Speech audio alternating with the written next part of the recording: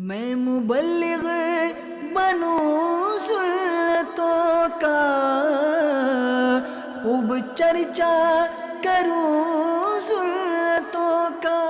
الحمدللہ رب العالمین والصلاة والسلام علی خاتم النبیین، اما بعد فاعوذ باللہ من الشیطان الرجیم، بسم اللہ الرحمن الرحیم۔ الصلاة والسلام علیک یا رسول اللہ وعلی آلک وصحابک یا حبیب اللہ۔ الصلاة والسلام علیک یا نبی اللہ وعلی آلک وصحابک یا نور اللہ۔ اللہ پاک کے پیارے اور سب سے آخری نبی مکی مدنی محمد عربی صلی اللہ علیہ وآلہ وسلم کا فرمان ہے، اے لوگوں، بے شک روز قیامت اس کی دہشتوں یعنی گھبراہٹوں اور حساب کتاب سے جلد نجات پانے والا وہ شخص ہوگا جس نے مجھ پر دنیا میں بکثرت درود پاک پڑھے ہوں گے۔ صلو علی الحبیب صلی اللہ علی محمد وعلی آلہ وصحبہ وبارک وسلم۔ صلاۃ و سلام علیک یا سیدی یا سیدی، یا مکی یا مدنی یا عربی، یا قرشی یا ہاشمی یا مطلبی یا رسول اللہ۔ قرآن پاک کی ایک آیت مبارکہ تلاوت کرتا ہوں۔ امن هو قانت آناء اللیل ساجدا وقائما یحذر الآخرة ویرجو رحمت ربی۔ کیا وہ شخص جو سجدے اور قیام کی حالت میں رات کے اوقات فرما برداری میں گزارتا ہے، آخرت سے ڈرتا ہے اور اپنے رب کی رحمت کی امید لگا رکھتا ہے؟ تو ایک قول کے مطابق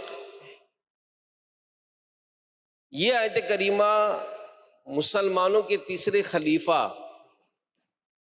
امیر المومنین سیدنا عثمان غنی رضی اللہ عنہ کی شان میں نازل ہوئی، اور مسلمانوں کے تیسرے خلیفہ عثمان غنی رضی اللہ عنہ یہ صحابی رسول ہیں،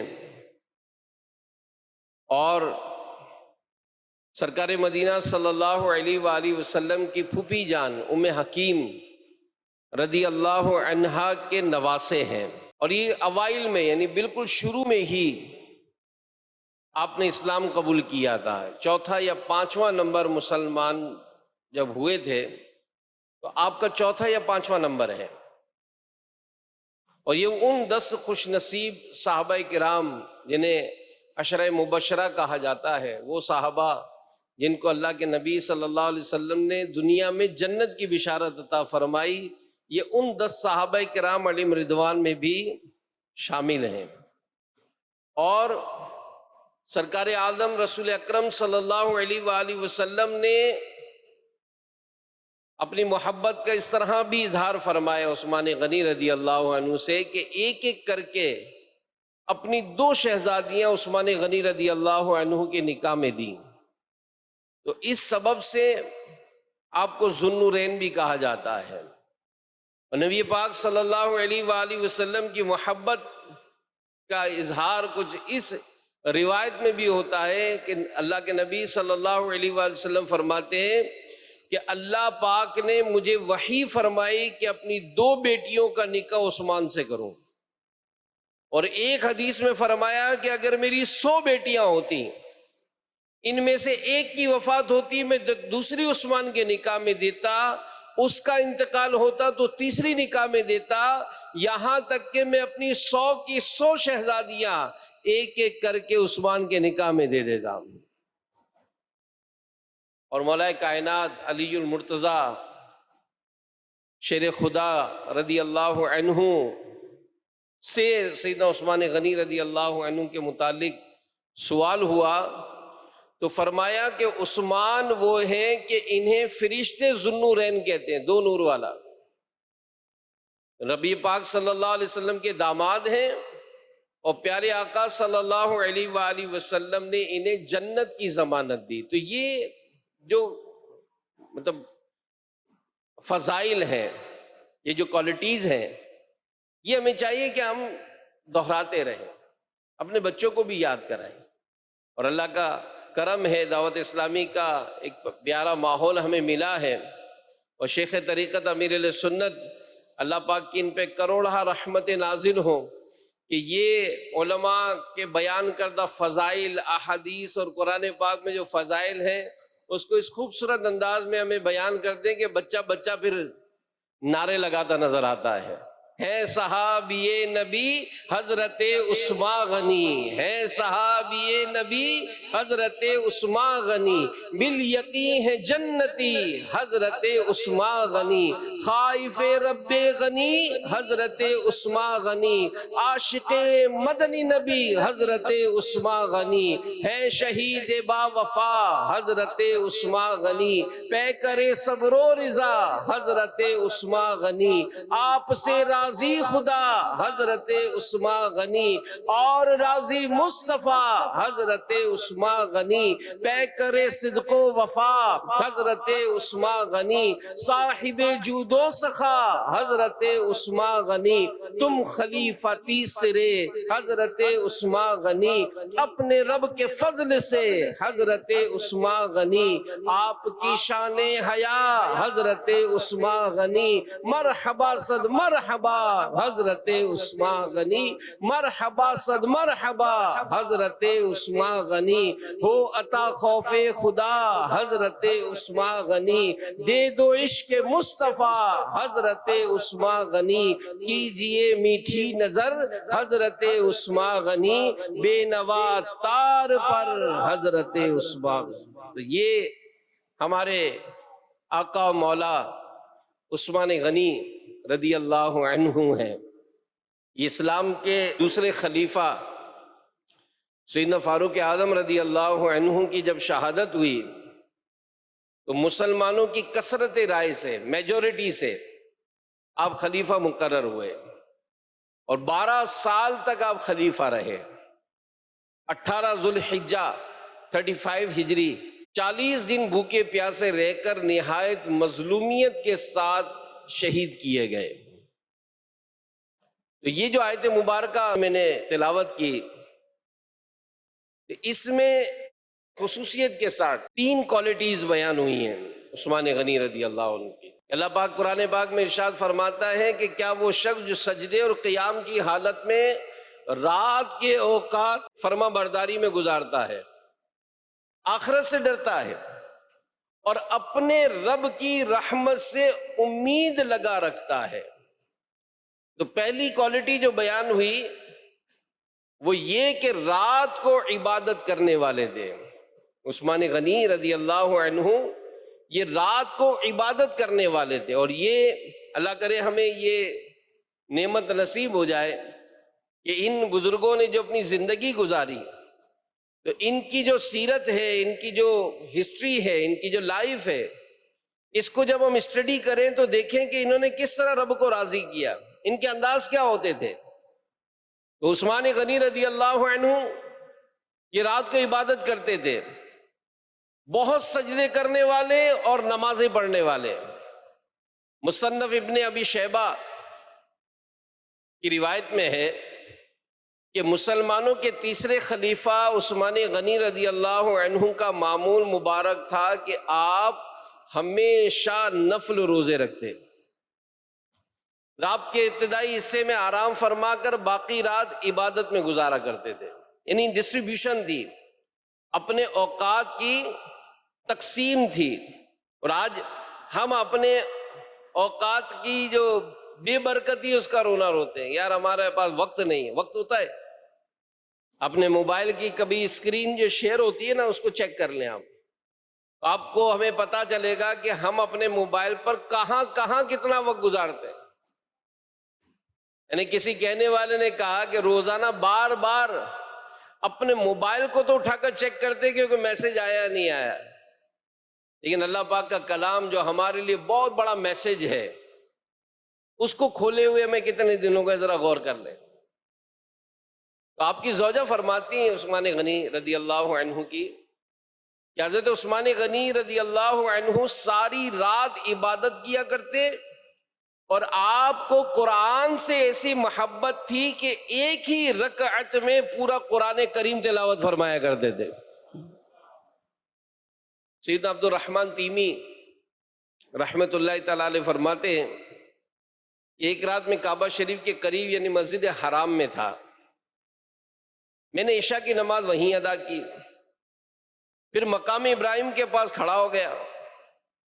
اتنے میں مسلمانوں کے تیسرے خلیفہ امیر المومنین عثمان غنی رضی اللہ عنہ تشریف لائے اور آپ نے سورہ فاتحہ کی تلاوت شروع کی. تلاوت کرتے گئے یہاں تک کہ آپ نے پورا قرآن پاک مکمل فرمایا. یعنی عثمان غنی رضی اللہ عنہ یہ بلند شان والے وہ صحابی ہیں جن کی راتیں سجدے اور قیام میں اللہ پاک کی عبادت کرتے اور فرما برداری کرتے گزرتی. تو کاش ہمیں بھی یہ سعادت ملے اور ہم بھی رات کو عبادت کیا کریں. یعنی عشاء کی نماز پڑھ، یہ شیڈول ہوتا ہے. یہ جو دعوت اسلامی کے جو مدنی قافلوں میں سفر کرتے ہیں نا، یہ آپ کو وہاں ملے گا. آپ مدنی قافلے میں سفر کریں تو عشاء کے بعد ایک مخصوص تھوڑا سا ٹائم ہوگا جس میں روٹین کے معاملات ہوں گے، پھر سلا دیا جاتا ہے، پھر تہجد میں اٹھایا جاتا ہے. اور تہجد میں اٹھنے کے بعد جب بندہ نماز پڑھتا ہے، اس نماز کے بعد جب دعا کرتا ہے، بعض اوقات اس کی دل کی کیفیات ہوتی ہے. یعنی اس کو یوں سمجھے مدنی چلیں گے ناظرین کہ آج اگر اوور آل دیکھا جائے معاشرے میں تو پریشانیاں ہیں، ٹینشن ہے، اور اس ٹینشن کا حل لوگ کیا نکالتے ہیں؟ کوئی شراب پی رہا ہے، کوئی کلبوں میں جا رہا ہے، کوئی نشہ کر رہا ہے، کوئی نیٹ پر بیٹھا ہوا ہے، کوئی نہ جانے کیا الٹے سیدھے کام کر رہے ہیں. یہ سب تلاش کیا کر رہے ہیں؟ یہ سب تلاش سکون کر رہے ہیں. مگر بدقسمتی سے اس پریشان حال کا اگر دوستی شرابی سے ہے تو اس شرابی دوست نے جب اس کو پریشان دیکھا تو اپنا ہی معاملہ اس کو دے دیا کہ تو پریشان ہے، شراب پی، تیری پریشانی دور ہو جائے گی. کوئی نشہ ہیروئن کے ساتھ بیٹھنا اٹھنا شروع کیا، اس نے نشے میں لگا دیا، تو نشہ کر، تیری ٹینشن دور ہو جائے گی. کوئی کلبوں میں جانے والا کلبوں میں بلا رہا ہے کہ کلب میں چل، وہاں پر بڑا ریلیکس ہو جائے گا، سوئمنگ کر تو بہت ریلیکس ہو جائے گا. نہیں میرے پیارے اسلام بھائی، قرآن پاک سے رہنمائی لیتے ہیں کہ اللہ پاک کے سچے کلام تو ہماری رہنمائی فرما. کیا ہمارا دل جو بے چین ہے، ہمیں جو سکون نہیں ہے، ہمیں جو پریشانیاں ہیں، ہمیں جو ٹینشن ہے، آخر یہ سکون کہاں ملے گا؟ جب قرآن سے رہنمائی لیتے ہیں رب تعالیٰ کا ارشاد ملتا ہے، الا بذکر اللہ تطمئن القلوب، کہ اللہ کا ذکر اس میں دلوں کا چین ہے. تو میرے پیارے اسلام بھائی، جو بعض اوقات ہم جو مدنی بہار سنتے ہیں کہ یہ جو شخص عید کی نماز نہیں پڑھتا تھا، یہ جناب تہجد گزار بن گیا مدنی قافلے میں جا کر. یہ جناب جو ماں باپ کا نافرمان تھا، یہ دعوت اسلامی کے دینی ماحول میں آ کر جناب یہ ماں باپ کا فرما بردار بن گیا. یہ جو کل تک بے حیائی کے کام کرتا تھا، آج یہ حیا والا بن گیا. یہ کیوں بن گیا؟ اس کو آخر یہ لذت کیسے ملی ہے؟ یہ نیک لوگوں کی صحبت میں آ کر جب بیٹھا، جب اجتماع میں آیا، اور یہاں جب اللہ کا ذکر ہوا، جب رب تعالیٰ کا ذکر بلند ہوا، جب اس کے قلب نے ضربیں لگائی، جب وہ مدنی قافلے کا مسافر بنا اور عاشقان رسول کے ساتھ جب اس نے وقت گزارا، اس کے دل کی صدا بلند ہوئی، اس کے دل میں وہ کیفیت پیدا ہوئی کہ ہاں، میں اسی چیز کی تو تلاش کر رہا تھا، میں سکون تلاش کر رہا تھا، میں ٹینشن سے نجات چاہ رہا تھا، میں چاہتا تھا کہ مجھے رب تعالیٰ کے ذکر کی لذت ملے، میں چاہتا تھا کہ مجھے سجدوں کی لذت ملے، میں چاہتا تھا کہ میرا دل، میری جسم اللہ پاک کی عبادت میں میرا ساتھ دے، تو یہ پھر دینی ماحول بن جاتا ہے۔ تو دعوت اسلامی کے مدنی قافلوں میں سفر یہ ہمیں ایک روٹین سکھاتا ہے کہ آپ روزانہ کو روٹین بنائیں، عشاء کے بعد جلد سو جائیں اور پھر تہجد میں اٹھیں، 2 رکعت کم از کم نماز تہجد کی ادا کریں، اوراد و وظائف پڑھائے جاتے ہیں، 70 مرتبہ استغفار، 166 مرتبہ لا الہ الا اللہ، 313 مرتبہ درود پاک، حسب توفیق کی قرآن کی تلاوت کریں، ہاتھ اٹھا کر دعا تو کریں، دعا تو کریں، رب کی بارگاہ میں ہاتھ اٹھائیں تو صحیح، گڑ گڑائیں تو صحیح، اپنی پریشانیوں کا حال بیان تو کریں، اپنے رب کی بارگاہ میں ریکویسٹ تو کریں، التجائیں تو کریں کہ مولا اپنے اس کمزور و ناتواں بندے پر رحم فرما، میری مشکلات کو دور فرما۔ دیکھیں کیسے اسباب بنتے ہیں، کس طرح یہ روحانیت ملتی ہے۔ تو دعا کریں کہ یا اللہ عثمان غنی کے ان سجدوں کا واسطہ ہمیں بھی سجدوں کی لذت نصیب فرما، عثمان غنی کی اس تلاوت قرآن کا واسطہ جو رات میں کیا کرتے تھے ہمیں بھی قرآن کی تلاوت کا شوق عطا فرما، ہم بھی راتوں کو عبادت کیا کریں۔ تو نماز عشاء پڑھ کر کوشش کر کے کچھ نہ کچھ نوافل پڑھنے کی عادت ڈالیں، قرآن کی تلاوت کریں، ذکر و اذکار کریں، اور پھر رب تعالیٰ کی بارگاہ میں دعا کریں انشاءاللہ۔ اور امیر رسول فرماتے ہیں کہ کم سے کم اتنا تو ہونا ہمارا کہ نماز عشاء با جماعت اور فجر بھی نماز با جماعت ادا کریں۔ تو پیارے آقا صلی اللہ علیہ وآلہ وسلم نے بھی رات میں عبادت کرنے کی ترغیب ارشاد فرمائی ہے۔ ارشاد ہوا اے لوگو سلام کو عام کرو، سلام کو عام کرو، لوگوں کو کھانا کھلاؤ، اور جب لوگ سو رہے ہوں نماز پڑھو، تم سلامتی سے جنت میں داخل ہو جاؤ گے۔ ایک حدیث پاک میں ہے میری امت کے زیادہ شرف والے لوگ اہل قرآن اور اصحاب اللیل یعنی رات کو عبادت کرنے والے ہیں۔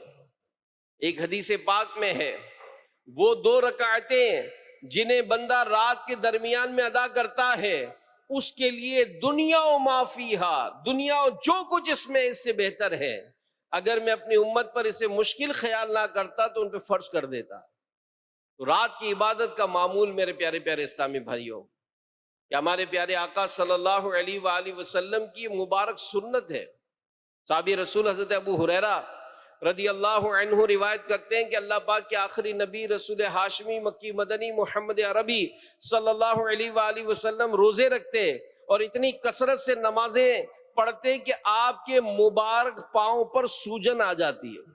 ام المومنین سیدہ عائشہ صدیقہ طیبہ طاہرہ عابدہ زاہدہ مفتیہ رضی اللہ عنہا فرماتی ہیں سرکار علی وقار مکی مدنی تاجدار صلی اللہ علیہ وآلہ وسلم قیام اللیل یعنی رات کی نفل نماز ہرگز نہ چھوڑتے۔ اور ام المومنین سیدتنا ام سلمہ رضی اللہ عنہا کی روایت کے مطابق آپ صلی اللہ علیہ وآلہ وسلم کا معمول مبارک یہ تھا کہ رات کو نماز ادا فرماتے، پھر جتنی دیر نماز ادا کی اتنی دیر آرام فرماتے، پھر اٹھتے اور جتنی دیر آرام کیا اتنی دیر نماز ادا فرماتے، پھر نماز پڑھنے کی مقدار آرام فرماتے، یوں ہی کرتے رہتے یہاں تک کہ فجر کا وقت شروع ہو جاتا۔ تو میرے پیارے پیارے اسلامی بھائیوں، یہ قرآن اور نماز، قرآن اور نماز، اس سے رشتہ جوڑیں، اس سے محبت کریں، قرآن سے محبت کریں، قرآن کی تلاوت سے محبت کریں کہ یہ نبی پاک صلی اللہ علیہ وسلم کا معمول اور صحابہ کرام علیہم رضوان کا معمول، بلکہ یہاں تک علماء نے اس کو لکھا ہے کہ ایک صحابی رضی اللہ عنہ کا قول ہے، حضرت سیدنا عبداللہ بن مسعود رضی اللہ عنہ فرماتے ہیں جسے یہ جاننا پسند ہو کہ وہ اللہ پاک اور اس کے رسول سے محبت کرتا ہے، دعویٰ تو ہم سب کرتے ہیں نا، اب صحابی رسول پیمانہ دے رہے ہیں کہ ہم دیکھیں، محبت کا دعویٰ تو کر رہے ہیں، فرماتے ہیں جسے یہ جاننا پسند ہو کہ وہ اللہ اور اس کے رسول سے محبت کرتا ہے تو وہ دیکھے کہ اگر وہ قرآن سے محبت کرتا ہے، یعنی اس کی تلاوت کرتا ہے، اس پر عمل کرتا ہے، تو وہ اللہ اور اس کے رسول سے بھی محبت کرتا ہے۔ ہم دیکھیں ہم قرآن سے کتنی محبت کرتے ہیں، قرآن پڑھنا نہیں آتا تو میں نے جیسے دانت دکھا کے جی مجھے تو پڑھنا نہیں آتا۔ ارے تم نے دنیا کی ڈگریاں حاصل کر لی تو دنیا کی لینگویجز سیکھ رہے ہو، آپ سوچو یار، آپ کو قرآن پڑھنا نہیں آتا، آپ کیسے مسلمان ہیں؟ دیکھ کر بھی قرآن پڑھنا نہیں آتا، اور پھر نہیں سیکھا، اب سیکھنا شروع تو کریں نا۔ آپ کی دعوت اسلامی آپ کے ساتھ ہے، ارے موبائل پر اپلیکیشن بنا دیا آپ کو۔ اب آپ سوچیں یار، پہلے ہم کہتے تھے چلے جی آئے ہم آپ کو پڑھا دیتے، اب کوئی کہتا ہے یار جی میں ٹائم نہیں نکال سکتا، چلیں آپ بتائیں ہم آپ کے پاس آ جاتے ہیں پڑھانے کے لیے۔ نہیں جی مجھے سب کے سامنے پڑھنے میں شرم آتی ہے، چلے جی اب آپ کو فون پہ پڑھا دیں گے، فون پہ پڑھ لیں، اس سے بھی جان چھڑائی۔ اب آپ کو تو موبائل پہ اپلیکیشن بنا دی بھائی، موبائل اپلیکیشن ڈاؤن لوڈ کریں، خود ہی استاد بن جائے گا، موبائل وہی پڑھا دے گا آپ کو۔ کریں تو صحیح، دعوت اسلامی نے شعبے قائم کیے ہیں، جی ہاں، اس کی قدر جاننی ہو تو چلیں ذرا دوسرے ملکوں میں، دیکھیں کس طرح سے دونوں ہاتھ اٹھا کر امیر اہل سنت کے لیے دعائیں کرتے ہیں کہ اللہ پاک ان کو سلامت رکھے جنہوں نے دعوت اسلامی بنائی ہے۔ یہ دعوت اسلامی کا دینی کام کرنے کے لیے مبلغین ہمارے ملکوں میں آ گئے، انہوں نے مدرسے پڑھائے، انہوں نے بچیوں کے مدارس قائم کیے، انہوں نے ہمارے خاندان میں حافظ بنا دیے، انہوں نے ہماری بچیوں کو عالمہ بنا دیا۔ یہ دعوت اسلامی والوں کو اللہ پاک سلامت رکھے، یہ دعائیں کرتے ہیں۔ یہ قرآن سے محبت اگر ہے اور ہونی چاہیے، اور کیوں نہ ہو میرے پیارے اسلام بھائیوں، سبحان اللہ۔ سیدنا ابو ہریرہ رضی اللہ عنہ فرماتے کہ جس گھر میں قرآن پڑھا جاتا ہے وہ اپنے رہنے والوں پر کشادہ ہو جاتا ہے۔ اللہ اکبر، برکت کیسی ہوتی ہے، رہنے والوں میں کشادہ ہو جاتا ہے، اس کی بھلائی کثیر ہوتی ہے، اس میں فرشتے حاضر ہوتے ہیں، شیاطین اس سے نکل جاتے ہیں۔ اور جس گھر میں قرآن نہیں پڑھا جاتا وہ اپنے رہنے والوں پر تنگ ہو جاتا ہے، اس کی بھلائی کم ہو جاتی ہے، اس سے فرشتے نکل جاتے ہیں اور شیاطین آ جاتے ہیں۔ اپنے گھر کو قرآن کے نور سے پر نور کیجئے، قرآن کی تلاوت کیجئے، قرآن کی تلاوت کے بزرگوں کے واقعات ہیں۔ ایک جگہ پڑھا تھا، 3 بھائی تھے، 3 بھائی اور ان کی والدہ، انہوں نے رات کو 4 حصوں میں تقسیم کیا۔ مثال اگر رات 12 گھنٹے کی ہے تو 3 گھنٹے بھائی قرآن پڑھتے تھے، ایک بھائی قرآن پڑھتے، پھر 3 گھنٹے دوسرے بھائی، پھر 3 گھنٹے تیسرے بھائی، پھر چوتھے بھائی، پھر والدہ کا انتقال ہو گیا۔ اب تینوں بھائیوں نے 4 گھنٹے کر لیے، ایک بھائی کا انتقال ہو گیا، 2 بھائیوں نے 6 گھنٹے کر لیے، تیسرے بھائی کا بھی انتقال ہو گیا تو وہ اکیلا بھائی رات میں پورا قرآن پڑھتا تھا۔ یہ گھرانے کیا آج نہیں ہو سکتا؟ یہ ہو سکتا ہے۔ دعا کریں گے یا اللہ ہمیں شوق عطا فرما، ہماری مشکلات ہے نا، اس قرآن سے محبت کریں۔ یہ قرآن کس طرح سے مشکلات کو آسان کرتا ہے۔ علماء کرام نے جو قرآن کے فضائل پر بیانات لکھے ہیں، فرمایا کہ سورہ فاتحہ الحمد شریف جو 100 مرتبہ پڑھ کر دعا مانگے اللہ پاک اس کی دعا قبول فرمائے گا۔ ہر نماز میں پڑھتے ہیں نا، 100 مرتبہ سورہ فاتحہ پڑھ کر دعا کریں، آپ کی دعا قبول ہوگی۔ سورہ بقرہ جس گھر میں پڑھی جائے تو اس کی تلاوت سے شیطان بھاگ جاتا ہے۔ آیت الکرسی، اللہ لا الہ الا هو الحی القیوم، علماء لکھتے ہیں کہ پڑھنے سے محتاجی، یہ تنگ دستی جو ہوتی ہے نا، یہ دور ہو جاتی ہے۔ والدین کی قبر پر ہر جمعہ سورہ یاسین کی تلاوت کرنے سے اس کے حروف کی تعداد کے برابر ان کے گناہ بخش دیے جاتے ہیں۔ سورہ دخان پڑھنے سے مشکل دور ہو جاتی ہے۔ جو قریب المرگ ہو، جیسے نزع کا عالم ہوتا ہے، تو اس کے پاس سورۃ الجاسیہ دم کرنے سے اس کا خاتمہ بالخیر ہوگا، اور سورہ حجرات کا پڑھنا اور دم کر کے پینا گھر میں خیر و برکت لاتا ہے، جس کے باغ ہیں پھلوں میں کثرت چاہتا ہے۔ علماء فرماتے ہیں سورہ قاف پڑھنے سے پھلوں میں اللہ پاک برکت عطا فرماتا ہے۔ سورہ رحمان 11 مرتبہ جو پڑھے اللہ پاک اس کے مقاصد کو پورا فرماتا ہے۔ اور سورہ واقعہ، سبحان اللہ، سورہ واقعہ جو شخص روزانہ پڑھے اس کو کبھی فاقہ نہیں ہوگا۔ ہم اپنے بچوں کے لیے بینک بیلنس بناتے ہیں نا، یار اتنا بینک ہونا چاہیے، اتنے گھر ہونے چاہیے۔ کسی کے بارے میں پڑھا کہ وہ بیمار ہو گئے تو صحابی رسول ان کی عیادت کے لیے آئے تھے، خلیفہ تھے، اور ان سے جب ان کی کیفیت دیکھی تو کہا کہ اگر آپ کہیں تو کچھ بیت المال سے آپ کا وظیفہ مقرر کر دیا جائے۔ فرمانے لگے کہ مجھے اس کی حاجت نہیں ہے۔ کہا آپ کے دنیا سے جانے کے بعد آپ کی اولاد کو کام آئے گا؟ تو کہا کہ مجھے اپنے بچوں کا غم نہیں ہے، اس لیے کہ میں نے اپنے بچوں کو تاکید کر دی ہے کہ وہ روزانہ سورہ واقعہ پڑھ لیا کرے، کہ اللہ کے نبی کا یہ فرمان میں نے سنا ہے کہ جو رات میں سورہ واقعہ پڑھے گا کبھی تنگ دست نہیں ہوگا۔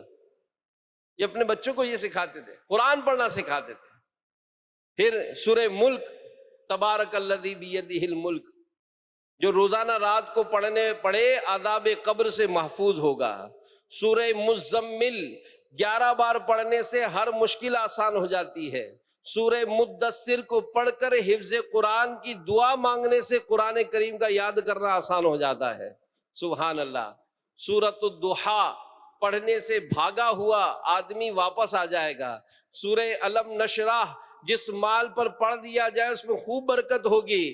سورۃ التین 3 مرتبہ پڑھنے سے اخلاق و کردار بہترین ہوتے ہیں۔ سورہ تکاثر 300 بار پڑھنے سے بہت جلد قرض اتر جاتا ہے، اور سورہ کوثر کی تلاوت کرنے سے بے اولاد صاحب اولاد ہو جاتا ہے۔ تو قرآن پاک کی صورتوں کو بہت فضائل ہے۔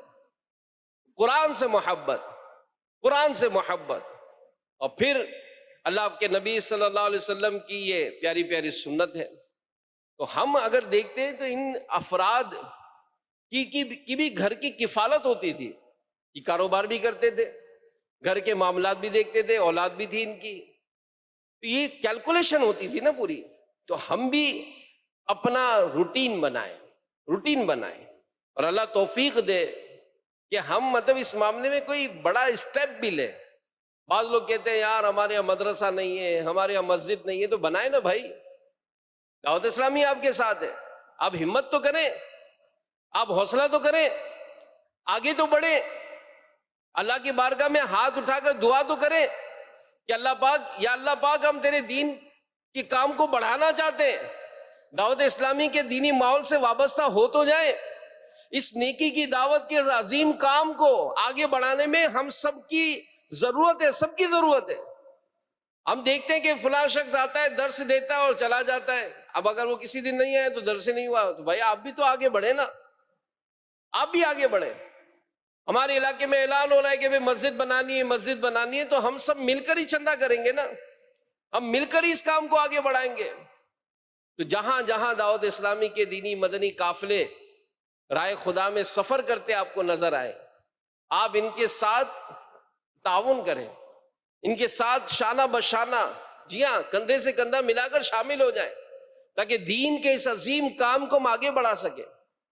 شیطان نے بہت برا حال کیا ہے مسلمانوں کا، جی ہاں، مسلمان کہلانے والے، ان کی اولاد کو اسلام کی تعلیمات نہیں ہے، اس تعلیمات کو عام کرنا ہے دنیا بھر کے مسلمانوں کو، چاہے وہ کسی لینگویج میں ہے، ہمیں آگے بڑھنا ہے، اور ان مسلمانوں کو دین کی تعلیم سے بہراور کرنا ہے، ان کے بچوں کو دین کی تعلیم دلانی ہے، تاکہ معاشرہ جو ہے یہ اسلامی معاشرہ تشکیل ہو۔ میرے پیارے پیارے اسلامی بھائیوں، اس کے لیے وقت نکالیں، کیونکہ پیسہ کمانا ہے تو وقت ہی وقت ہے، پیسہ کمانا ہو تو وقت ہی وقت ہے۔ سفر کرنا آسان ہے ہمارا، 1 مہینہ کیا 1 سال 2 سال 10 سال کے لیے ہم گھر سے دور رہنے کے لیے تیار ہیں، لیکن دین کے کام کے لیے آج وقت نکالنا مشکل ہے۔ تو میرے پیارے پیارے اسلامی بھائیوں، اللہ پاک ہمیں دین کے کاموں میں بڑھ چڑھ کر حصہ لینے کی توفیق عطا فرمائے۔ آپ کے علاقے سے میں اجتماع نہیں ہوتا، جہاں ہوتا ہے تو اپنے علاقے سے اسلامی بھائی کو جمع کریں، گاڑی میں بٹھائیں اور ان کو اس اجتماع میں لے جائیں۔ انشاءاللہ اس طرح سے ہی دین کے کام کو آگے بڑھے گا اور آخرت کی بہتری کی کوئی سامان بنے گا۔ جی ہاں، عثمان غنی رضی اللہ عنہ کا جو دوسرا وصف بیان ہوا نا، وہ کیا تھا؟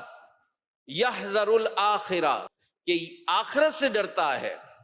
یعنی عثمان غنی رضی اللہ عنہ اتنی عبادت کرتے تھے، قرآن کی تلاوت کرتے تھے، سخاوتیں کرتے تھے، جنت کی بشارت پاتے تھے، لیکن اس کے باوجود آخرت سے ڈرا کرتے تھے۔ علماء فرماتے ہیں کہ عثمان غنی رضی اللہ عنہ ایسے خوف خدا والے تھے کہ جب کسی قبر کے پاس کھڑے ہوتے تو اتنا روتے کہ آنسوؤں سے آپ کی داڑھی تر ہو جاتی تھی۔ ایک مرتبہ خوف خدا کے غلبے کے سبب فرمایا، اگر مجھے جنت و دوزخ کے درمیان کھڑا کر دیا جائے اور مجھے یہ معلوم نہ ہو کہ مجھے جنت میں جانے کا حکم ہوگا یا جہنم کی طرف بھیج دیا جائے گا، اس وقت میں یہ پسند کروں گا کہ وہیں راکھ ہو جاؤں۔ اللہ اللہ۔ پیارے پیارے اسلامی بھائیوں، عثمان غنی رضی اللہ عنہ یہ آخرت کے بارے میں کیسا ڈرا کرتے تھے کہ جنتی، قطعی جنتی، ہر صحابی نبی جنتی جنتی۔ اور عثمان غنی تو وہ خوش نصیبوں میں سے ہیں جن کو ایک بار نہیں کئی بار اللہ کے نبی صلی اللہ علیہ وآلہ وسلم نے جنتی ہونے کی بشارت عطا فرمائی، لیکن آپ نے خوف خدا کے سبب یہی فرمایا کہ کہیں ایسا نہ ہو کہ مجھے جنت کے بجائے جہنم میں جانے کا حکم دے دیا جائے، اس لیے میں پسند کروں گا کہ جنت و دوزخ کے درمیانی ڈھیر ہو جاؤں۔ اور پھر جن کو خوف خدا ہوتا ہے نا، جن کو خوف خدا ہوتا ہے، آج ہم کہتے ہیں، کہنے کو کہہ جاتے ہیں، یار دعا کرے، یار میں نیک بننا چاہتا ہوں، آپ دعا کریں میں نیک بن جاؤں، میں گناہوں سے بچنا چاہتا ہوں، آپ دعا کریں۔ کوشش بھی تو کرو بھائی۔ جیسے ایک نوجوان کسی بزرگ کے پاس آیا اور کہنے لگا کہ حضور میں بازار میں ہوتا ہوں اور آپ کی اکثر میں نے نصیحتیں سنی ہیں، آپ کہتے ہیں کہ بھائی بے پردہ عورتوں کی طرف نظر نہ کرو، نظریں جھکا کر رکھو، نظریں جھکا کر رکھو۔ تو حضور مجھ سے یہ ہوتا نہیں ہے، بازار میں کیسے نگاہیں بچائیں، نگاہیں کیسے نیچی رکھے، مجھے اس کا کوئی آپ آسان سا حل دے دیجئے۔ ان بزرگ نے فرمایا کہ آسان سا حل چاہیے، کہاں؟ کہ چلو وہ حل تو میں دیتا ہوں، مجھے میرا ایک کام کر دو۔ جی فرمائیں۔ کہ یہ دودھ کا پیالہ ہے، یہ بازار کے اس طرف جو وہ فلاں بزرگ ہے نا، ان تک ذرا پہنچا دو اس کو۔ کہ ان تک پہنچا دوں گا تو آپ علاج بتا دیں گے؟ کہ ہاں ہاں میں علاج بتا دوں گا۔ کہ کوئی مسئلہ نہیں، ابھی بھیج دیتا ہوں۔ کہ دیکھو اس میں سے کوئی قطرہ گرنا نہیں چاہیے۔ کہ حضور آپ بالکل بے فکر رہیں، ایک قطرہ بھی نہیں گرے گا۔ اچھا چلو ٹھیک ہے، 2 آدمی ساتھ کر دیتا ہوں۔ اگر تم نے قطرہ گرایا تو بھرے بازار میں تمہیں 2 جوتے ماریں گے۔ کہا حضرت بالکل آپ ساتھ کر دیں، فکر نہیں کریں۔ اب اس نے پیالہ لیا اور بالکل پیالے کی طرف نظر کرتے کرتے کرتے کرتے کرتے کرتے یہ بازار میں اس طرف پہنچ گیا، بزرگ تک پیالہ پہنچا دیا۔ اب دوڑتا ہوا واپس آیا اور بزرگ کے پاس آ کر کہنے لگا کہ حضرت آپ نے جو کام کہا تھا وہ میں نے پورا کر دیا، آپ کا یہ دودھ کا پیالہ میں نے فلاں بزرگ تک پہنچا دیا۔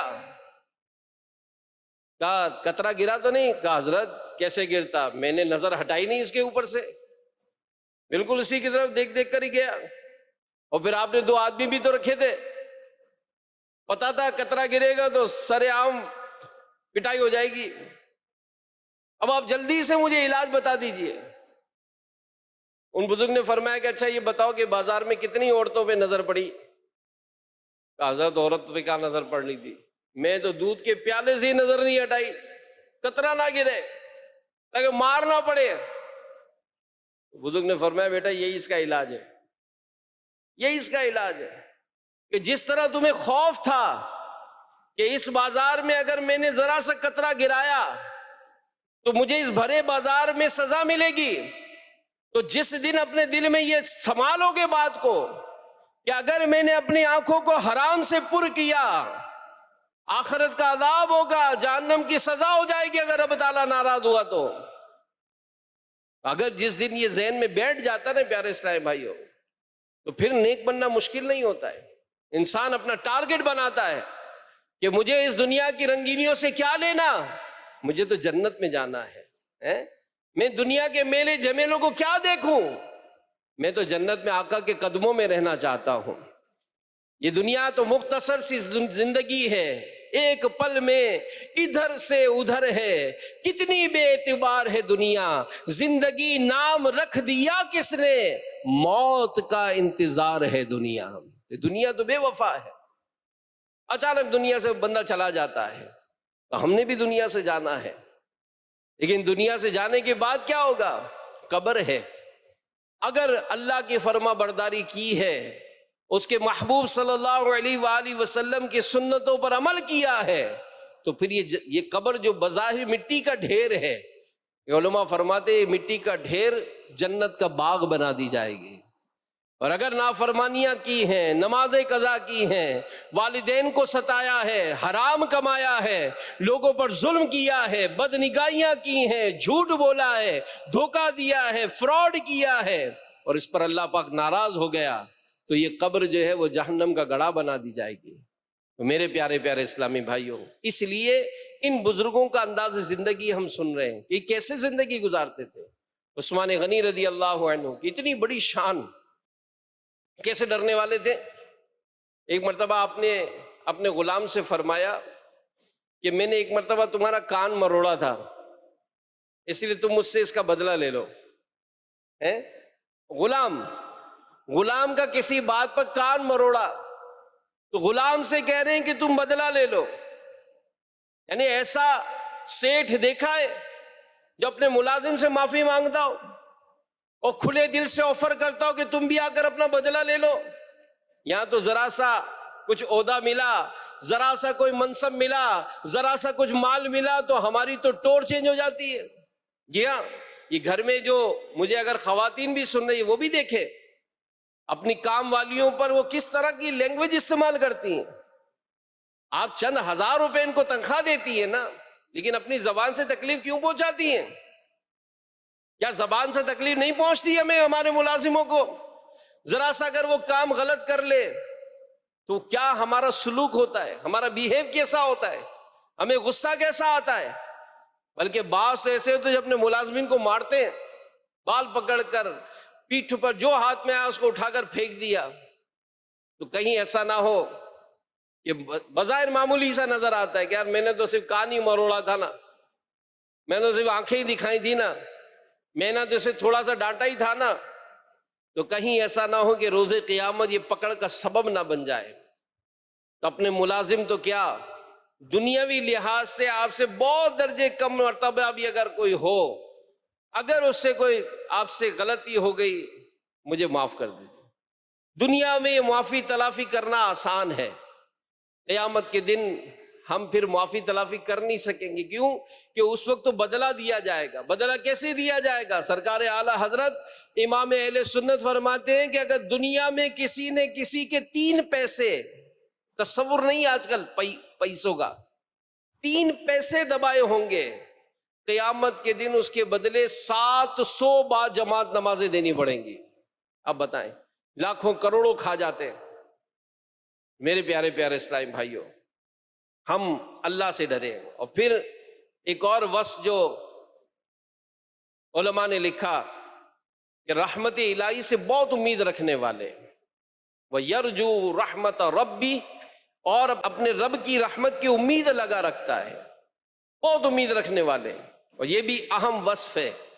اللہ پاک کی رحمت بہت بڑی ہے۔ اگر انسان جو ہم زندگی گزارتے ہیں، جب آنکھ کھلی سویرا ہو، جب تک جان ہے، آئے نا، گناہ ہوئے نا، اللہ کی بارگاہ میں جھکیں تو صحیح، گڑ گڑائیں تو صحیح، کہ رب تعالیٰ قرآن کریم میں خود ارشاد فرماتا ہے لا تقنطوا من رحمت اللہ، اللہ کی رحمت سے مایوس نہ ہونا۔ ہم نے گناہ کیے ہیں مگر بندے مولا تیرے ہیں، ہم نافرمان ہیں لیکن باغی نہیں ہیں، مولا تجھ پر ایمان رکھتے ہیں، ہماری خطاؤں کو معاف فرما۔ اور پھر ایسی معافی ہو کہ جس میں آئندہ نہ کرنے کا عہد بھی ہو. نمازیں قضا ہوئی ہیں، معافی مانگے، یا اللہ مجھے معاف کر دے، قضا کرنی پڑیں گی. زکوٰۃ ادا نہیں کی، یا اللہ معاف کر دے، دیر ہو گئی، زکوٰۃ ادا کرنی پڑے گی. کسی کا حق کھایا ہے، اللہ سے معافی مانگے، لیکن اس کو اس کا حق بھی ادا کرنا ہے. تو میرے پیارے پیارے اسلامی بھائیوں، ایک نیک اور عبادت گزار اچھا مسلمان بننے کے لیے ضروری ہے کہ ہم اللہ پاک کی رحمت سے امید بھی رکھیں اور اس کی خفیہ تدبیر، اس کے غضب سے خوف زدہ بھی رہیں. یعنی آج ایک دن دکان کی آمدنی کم ہوتی ہے، پریشان ہو جاتے ہیں. بیمار ہو گئے تو مایوسی، کوئی پریشانی آئی تو مایوسی. کئی ایسے گھر ہوتے ہیں جس کے گھر میں پرابلمز آتی ہیں، لیکن آپ سوچیں آپ اسٹارٹ میں کیا تھے، 10 سال پہلے کیا تھا، کرائے کے مکان میں رہتے تھے. آج خالی بجلی کا بل زیادہ آیا، آپ ٹینشن میں آ گئے. آج آپ کی ایک مہینے کی دکان کی آمدنی کم ہو گئی، آپ مایوس ہو گئے. ارے پچھلے سال آپ نے تو 10 سال کا کمایا ہے، اب کیوں نا امید ہوتے ہو؟ پریشانی ہے، مشکل ہے، لیکن یہ ہمیشہ کے لیے نہیں ہے. آئی ہے گزر جائے گی، آئیے گزر جائے گی. کہ اگر آپ کے بھائی ہیں، آپ کے شوہر ہیں، آپ کے والد ہیں، کاروباری ٹینشن میں ان کا حوصلہ بڑھائے، ہمت دلائے. یہ وقت گزر جائے گا، یعنی اچھے وقت نہیں رہا تو یہ برا وقت بھی نہیں رہے گا، سب گزر جائے گا، لیکن یادیں قائم رہ جاتی ہیں. تو بہرحال اگر امتحان میں کوئی ناکامی ہو گئی کوئی پرابلم نہیں، دوبارہ کوشش کر لیں. اللہ پاک ہمیں اپنی رحمت سے امید لگائے رکھنے کی توفیق دے، مایوسی سے بچائے، اور مسلمانوں کے تیسرے خلیفہ عثمان غنی رضی اللہ عنہ، اللہ ان کی برکتوں سے ہم سب کو مالا مال فرمائے. آمین بجائے خاتم النبیین صلی اللہ علیہ وسلم. میں مبلغ بنوں سنتوں کا، خوب چرچا کروں سنتوں